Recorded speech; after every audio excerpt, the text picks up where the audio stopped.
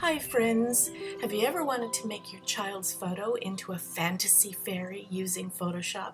Well, I'm Denise McGill and I'm going to show you how I do that using the basics of Photoshop.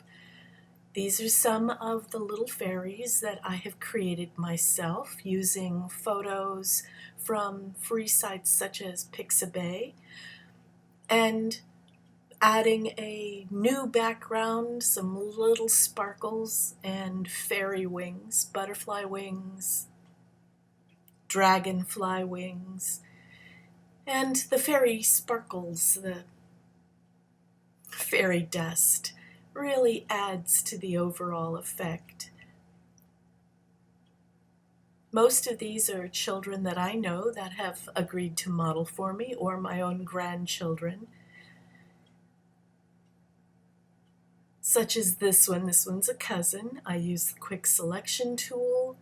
I use a soft brush to cut things out, move things around on the layers panel, make adjustments, add the wings, add a background, create a little vignette which adds to the effect.